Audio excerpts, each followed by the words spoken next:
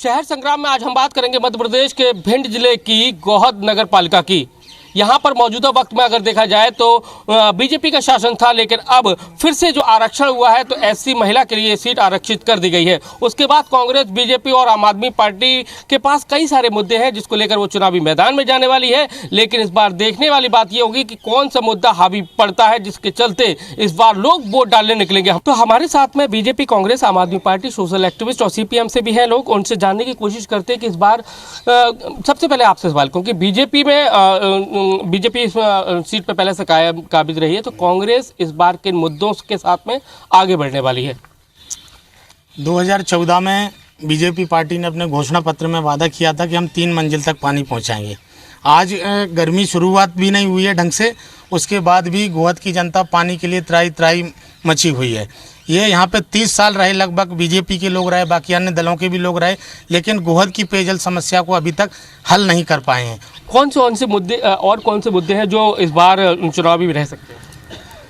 Main मुद्दा है पानी की समस्या गोहद में। 133 करोड़ की अभी मध्य प्रदेश शासन ने यहाँ पे लागू किया था, वो अभी तक धरातल स्तर पर उसका कोई काम नहीं हुआ। एक बार उसका टेंडर फिल हो गया, फिर दूसरी बार डीपीआर बन के गई, वो भी अभी कुछ मतलब कहीं कोई व्यवस्था नहीं बनी पानी की। भाई साहब, आप सीपीएम से किस तरह से देख रहे हैं इस बार चुनावी मुद्दे क्या है?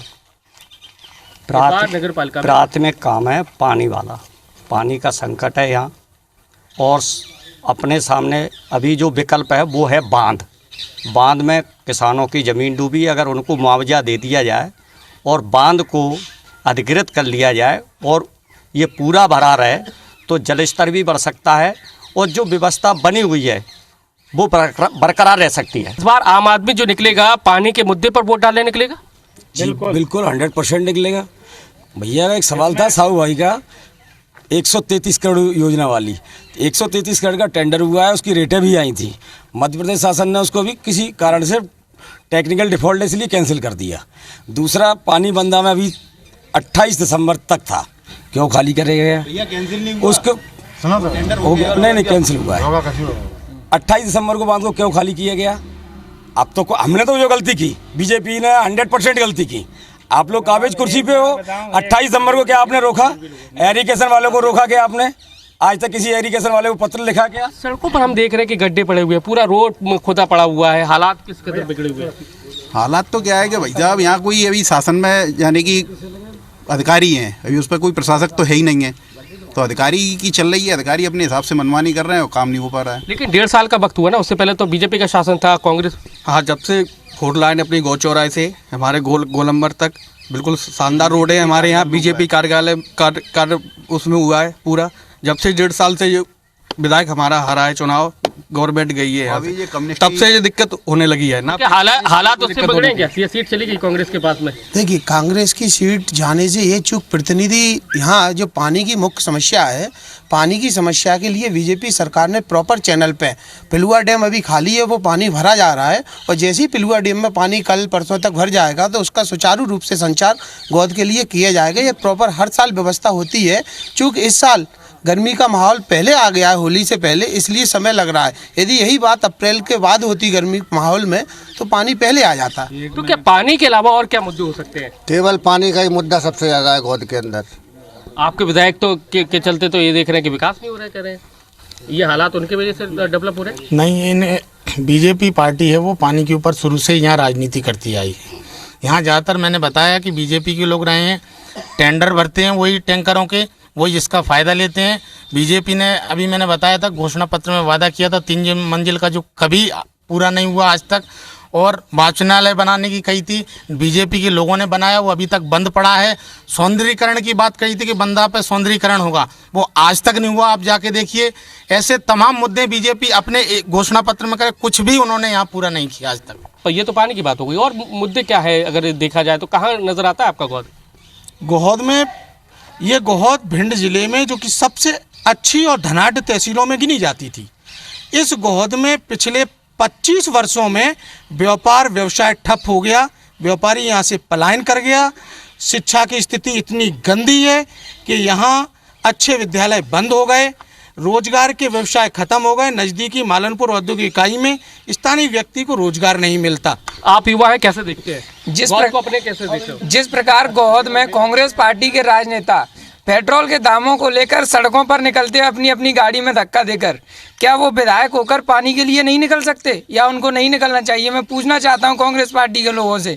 ये सबसे बड़ी बात कही है आप कांग्रेस से, बताओ क्या कहोगे? हमारे जो विधायक हैं माननीय मेवाराम जाटव जी, उन्होंने पानी के लिए पूरे प्रयास किए हैं। कलेक्टर को लेटर लिखा है, सीएम को लेटर लिखा है, संबंधित सभी अधिकारियों को उन्होंने लेटर के माध्यम से सूचित किया। लेटर तो लिखा, लेटर से क्या होगा? आंदोलन कब होगा?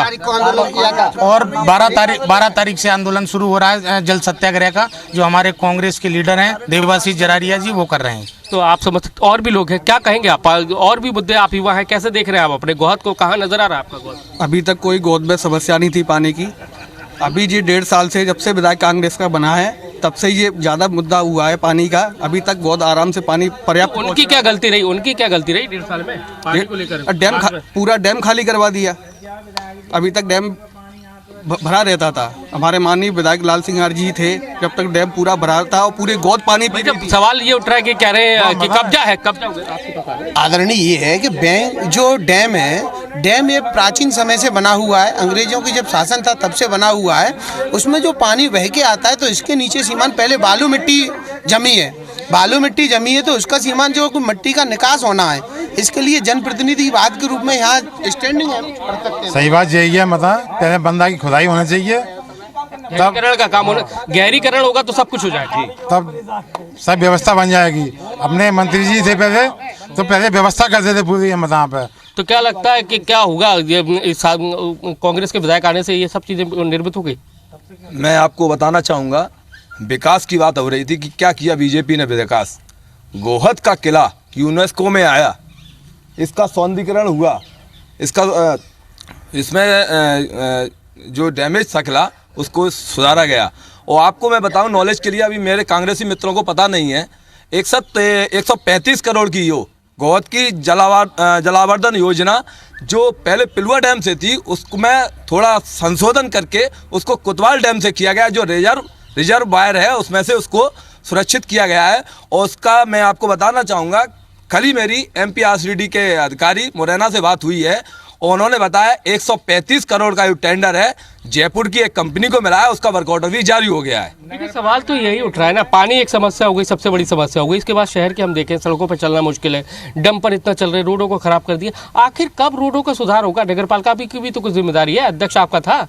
नगर पालिका ने गोहद की शायद ही ऐसी एक कोई गली होगी जो पक्की नहीं हो, RCC कंक्रीट। गोहद की शायद जिले में गोहद ऐसी तहसील है जो गोलंबर तराई से लेकर गोहद चौराहे तक आप देख सकते हैं 4 लेन डिवाइडर में लाइट के जगमगाता दूधिया रोशनी में घूम रहा है। भाई सबसे बड़ी समस्या ये भी तो आ रही है कि यहाँ पर अवैध खनन हो रहा है जा रही है, जिसके चलते रोड कई सारी खराब। अवैध खनन तो इतना हो रहा है, रोडों की हालत ये हो गई कि 70 टन तक के 80 टन के 200 टन के वाहन चल रहे हैं, जबकि रोड की क्षमता 30 टन है। तो रोडें तो सारी की सारी ये डंपर वाले खा गए और इतना यहाँ दुर्घटनाएं होती हैं डंपरों से, कोई देख रेख नहीं है। तो कहेंगे कि रोड है डंपर से अवैध गोहद बेसली का जो पुल बना हुआ है वो कभी भी धराशायी हो सकता है, उसको भी नहीं देखा जा रहा। डंपरों को इतने बड़े बड़े भारी डंपर निकल रहे हैं और उसी पुल पर होकर निकल रहे हैं डंपर। तो अवैध उत्खनन किसकी शय पे हो रहा है आखिर? क्यों अवैध उत्खनन में सारी पार्टियां हैं, किसी एक पार्टी का अपन नाम नहीं ले सकते। सारे दबंग लोग हैं जो पहले से खदानों में कब्जा करे हुए बैठे हैं, उनके खिलाफ कोई भी बोलता है तो उसके प्रति उसको खामियाजा भुगतना पड़ता है। सवाल तो ये उठ रहा है ना कि ये आपकी सड़कें खराब हो रही हैं, आपकी बहुत सारी जो बनी बनाई थी नई सड़कें थी वो खराब हो रही है, आखिर कब उठेगी आवाज? नहीं, आवाज सारी आवाज तो गोदी जनता उठा रही है, मगर इसमें क्या है, दबंग लोगों का हाथ है, इसमें सारी पार्टियां विलुप्त हैं इसमें। तो क्या अवैध उत्खनन सबसे बड़ा मुद्दा है जिसके चलते रोडें खराब हो रही हैं? हाँ बिल्कुल है, अवैध उत्खनन की वजह से सारी रोडें, यहाँ से आप मौ तक चले जाइए, सारी रोडें क्षतिग्रस्त में, कोई ध्यान देने वाला नहीं है। क्या लग रहा है आपको, हालात किस तरह के? हालात अभी हमारे साथी भाजपा के कह रहे थे कि हमारा इतना विकास हुआ है, इसके लेकर दिखा रहे थे। मैं साथी से पूछना चाहता हूँ, ये मूर्ति लगी है सामने, आप इसका लोकार्पण करने तो पाए नहीं, आज दिन तक कई सालों से लिपटी हुई है पन्नी में। और रोड की बात बात करते हैं तो रोड चौरा के दिखा देते हैं। गोलंबर तराज से लेकर के बॉय स्कूल तरफ देख लीजिए, आप आए होंगे इधर से, कितने गहरे गहरे। गोविंद सिंह जी यहाँ बोल के गए थे चुनाव की सभा में कि अगर हमारा विधायक चुनाव जीता तो दूसरे दिन मूर्ति का लोकार्पण हो जाएगा। गोविंद सिंह अबेनो को में देख भी नहीं आए। आपकी सरकार है, क्यों नहीं कर देती लोकार्पण? करेंगे हम तो कब करेंगे ना। आम आदमी पार्टी को क्यों वोट देगा आदमी गोद का? आम आदमी पार्टी मुद्दों की राजनीति करती है, जैसे कि केजरीवाल दिल्ली में कर रहे हैं। लोगों की मुद्दे जो हैं मेन मुद्दे उनको निपटाते हैं। तो क्या दिल्ली का पैटर्न गोद में चलेगा? गोद में दिल्ली का पैटर्न चलेगा। यहाँ की जो स्वास्थ्य व्यवस्था है, यहाँ पर एक ICU वार्ड तक नहीं है, इतनी बड़ी आबादी में। आम आदमी आप कैसे देख रहे हैं इसको? आम आदमी पार्टी का यहाँ कोई अभी ऐसा आम व्यक्ति के तौर पर कैसे देख रहे हैं?